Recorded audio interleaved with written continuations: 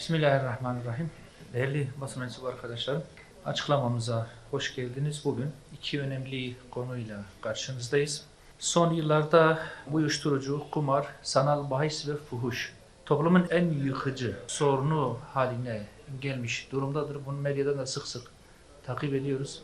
Neredeyse her gün çeşitli vesilelerle, çeşitli kurumlarda, çeşitli şekillerde önümüze çıkıyor.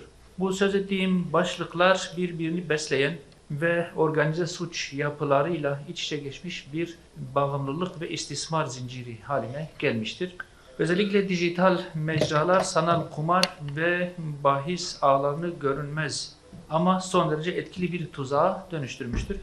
Denetim zafiyetleri ve caydırıcılıktan uzak uygulamalar bu kirli düzenin hızla büyümesine yol açmıştır. Bağımlılık yaşı çocuk denecek seviyelere kadar inmiş, kumar ve bahisle başlayan süreç uyuşturucuya, oradan suça ve fuhuşa uzanan bir çöküş hattına dönüşmüştür. Ve bu Türkiye'nin neredeyse bütün sektörlerine yayılmış, insanlarımızı, gençlerimizi, çocuklarımızı, ailelerimizi tehdit edecek bir noktaya gelmiştir. Ailelerin dağılması, gençlerin istismara açık hale gelmesi ve toplumsal huzurun zedelenmesi bu sürecin kaçınılmaz sonuçları haline gelmiştir. Son dönemde yapılan operasyonlar, gözaltına alınan kimi şahıslar ve bu süreçte ortaya çıkan itiraflar olayın ulaştığı vehameti ve meselenin sistematik noktayı bir kez daha gözler önüne sermiş, gözle görünür hale gelmiştir. Buna rağmen yapılan müdahaleler çoğu zaman sorunun yalnızca görünen yüzüne temas edebilmekte,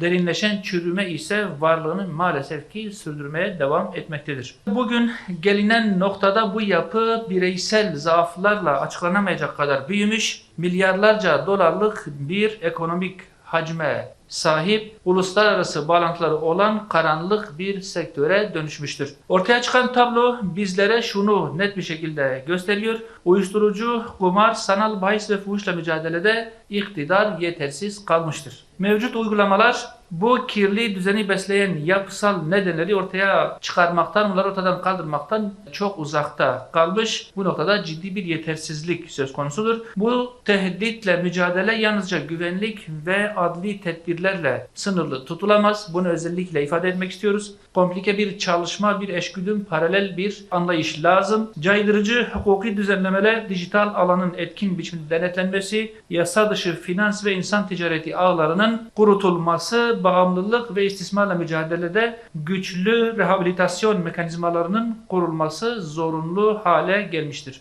Bununla birlikte gençliği ve aileyi merkeze alan ahlaki, sosyal ve kültürel düzenlemeler hayata geçirilmeden kalıcı bir sonuç elde edilmesi mümkün değildir. Toplumun can, mal ve nesil emniyetini tehdit eden bu çok yönlü çürüme karşısında gecikmiş, parçalı ve göstermelik adımlar değil, kararlı ve bütüncül bir irade ortaya konulmadıkça bu tehlike büyümeye devam edecektir. Bunu bu şekilde ifade etmiş olalım. Yurt dışından yapılan 30 euroya kadar vergisiz alışverişin kaldırılması özellikle dar gelirli vatandaşlarımız açısından hakkaniyetli olmamıştır. Bu uygulama günlük hayatta ihtiyaç duyulan ve yurt dışında rahatlıkla bulunabilen, yurt içinde temini zor ya da pahalı ürünlerin ithal edilmesini kapsıyordu. Vatandaşlarımız bütçelerini koruyabilmek için bu yönteme başvurmak durumunda kalıyordu ki bu azımsanmayacak bir sektör, bir alan oluşturmuştu. Milletimiz, toplumumuz bundan ciddi anlamda istifade ediyordu. Bugün gelinen noktada Avrupa Birliği'nden gelen ürünlere %30,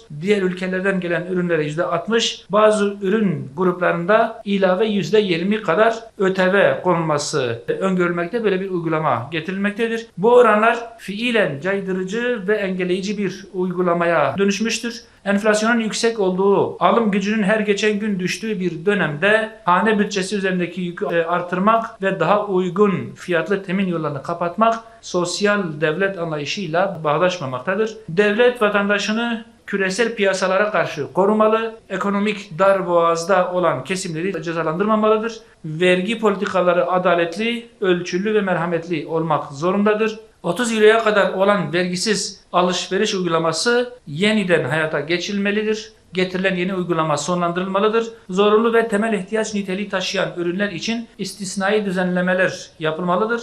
Dar gelirliği gözetmeyen bu karar yeniden değerlendirilmeli, gözden geçirilmeli ve uygulamasına son verilmelidir diye düşünüyoruz. Teşekkür ediyorum.